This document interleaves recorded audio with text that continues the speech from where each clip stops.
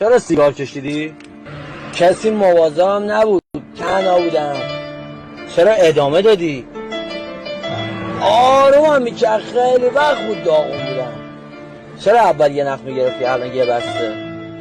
چون تازه فهمیدم چقدر درد داشتم و فهمیدم که زخمام از کیا بوده. چرا سیگار رو دست خاموش کردی؟